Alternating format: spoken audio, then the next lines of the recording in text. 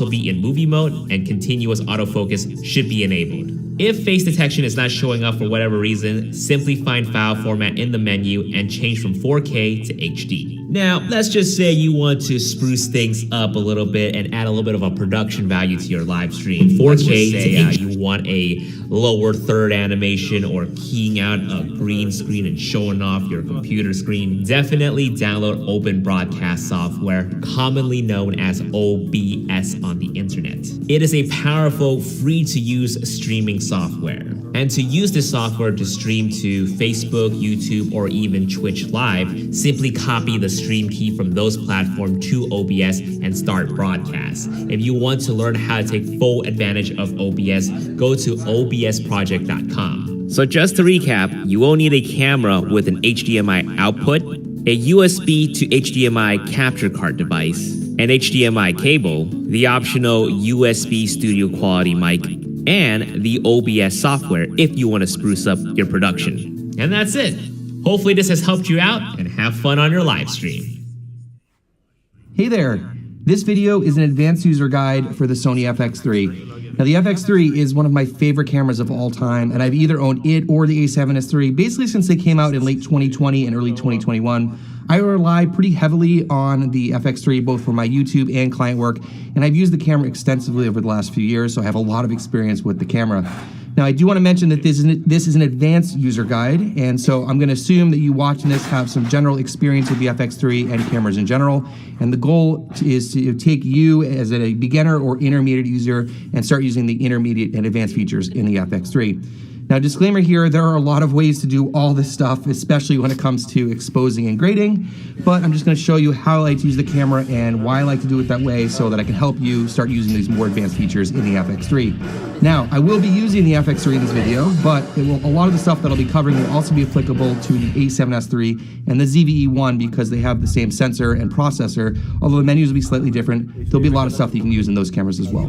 Before we get started, I want to have a little overview of this video and talk about the things that I will be covering in this video. And I also want to mention that there are timestamps down below if you want to skip around or need to go back and watch a section. So that's down there for your reference. Firstly, we'll be going through the camera in detail through all the settings, and I'll explain how to set up the camera and how to use it, and also explain a lot of the features and settings so that you understand how they work and you can set up your camera to start shooting in more advanced modes with more advanced features. So one of the big things we're going to be talking about is shooting in manual mode and also shooting in log. So if you're not familiar with shooting in log, I'll explain why you want to use it, how you use it, getting proper exposure. We'll do some color grading basics. I'll talk about slow motion and time lapse, also XLR audio, some other features, and then lastly some recommendations for memory cards and lenses. All right, so as I said, I'm going to start off by going through the entire menu system, going through all the settings and features, and helping you understand them and how to set them up so you can use the advanced features in this camera. Now, I will skip over a few of the things, and that's not to say that there aren't things in there that you can change, but those are things that I don't think are super important or I don't change personally. So I will skip over a few things, but I'll try to do as much as I can and explain as much as I can in this camera. All right, so I've reset the camera and reinitialized it. So this is how it comes when you get it out of the box. You can see I have to start by selecting my language here, so English, and then do not connect. We're gonna set area, date, and time. I'm in the Eastern time zone, so, and you know what, I'm not gonna set the date now, we'll save some time. Okay, now this here is super important, and I'm glad that in the last few versions of firmware, they've included this to prompt you when you first start up the camera. The auto power off temp is a crucial setting in all Sony cameras. You need to set it to high or the camera will overheat.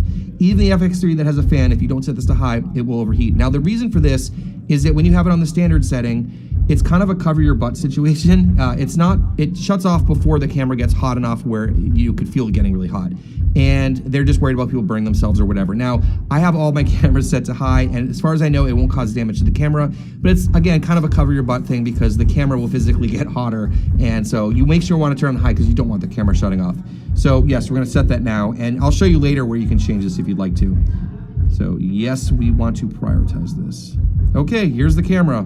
So let's dive into the menu system. And the first thing I want to just show you is the firmware that I'm using. So I'm going to show you where that is. So I am using firmware 3.00. So if you're watching this later, just keep in mind that that's the firmware that I'm using. So one of the biggest things about the FX3 in the last couple firmwares and some of the newer cameras, they have a new main menu, and this is such a nice upgrade from the older menu systems from Sony. It's just such an awesome thing because almost everything is in there. So let's start by showing you where that is. So on the left here, we have a whole bunch of folders or categories, and then we have subfolders here, and then all the menus here. But really, the main one I'm using is the main menu, and a lot of the features that are in here are also found in other parts of the menu, and I'll show you where those are. But frankly, for me personally, after I set up the whole camera, this is pretty much all I use to get all the settings on a regular basis. It is awesome. I really love it. So there's 2 screens for the main menu. We're going to go down first to the file format. Now, there are a lot of different options here, and I want to